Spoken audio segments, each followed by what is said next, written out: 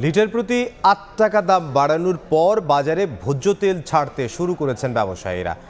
দাম বৃদ্ধির একদিনের মধ্যেই বোতলজাত সয়াবিন তেলের পর্যাপ্ত সরবরাহ দেখা গেছে, তবে পুরনো দামেই বিক্রি হচ্ছে। বিক্রেতারা বলছেন ২-১ দিনের মধ্যেই আসবে নতুন দামের তেল। একদিন আগেও বাজারে বোতলজাত সয়াবিন তেল কিনতে সাথে কিনতে হয়েছে চিনি, নুডলস বা চালের মতো অন্য কোনো পণ্য। কখনো বা নির্ধারিত মূল্যের চেয়ে কিনতে হয়েছে বেশি দামে।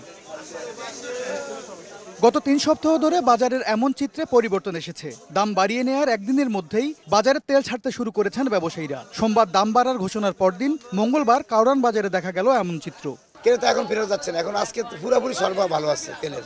এখন অ্যাভেলেবেল তেল সবাই মোটামুটি পাইতেছে, যখন ওই নতুন মালটা আইসা পড়বো তখন ওই ক্রাইসিসটা চলে যাবে। ক্রেতাদের অভিযোগ, দাম বৃদ্ধির আগে এমন সংকট তৈরি তারা সবসময়ই দেখেছেন। অসাধু ব্যবসায়ীরা কৃত্রিম সংকট তৈরি করে বাড়িয়েছেন দামের বোঝা। আমরা তো চিন্তা করছি তেলটা নেই হয়তো কিছু দাম কমবে, বরঞ্চ উল্টা দেখলাম আরো দামটা বাড়ছে। এটাতে আমাদের একটা কষ্টের উপর আর একটা চাপ চলে আসলো। সিন্ডিকেট না ভাঙে বাজারে ওই ভুক্ত অধিদপ্তর নাইমে কোনো কিছু করতে পারবে না। তবে মোহাম্মদপুর টাউন হল বাজারের বিক্রেতারা বলছেন এখনো বোতলজাত তেলের সংকট পুরোপুরি কাটেনি। নতুন তেল বাজারে এলে ক্রেতাদের আর ফিরতে হবে না খালি হাতে।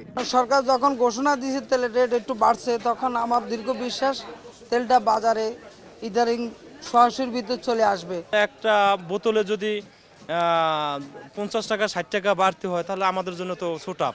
এদিকে কেজিতে 2 থেকে 5 টাকা পর্যন্ত দাম বেড়েছে মিনিকেট ও নাজির শাইল চালের। তবে বাজারে আসা নতুন গুটি স্বর্ণা ও 28 জাতের চালের দাম কিছুটা কমেছে।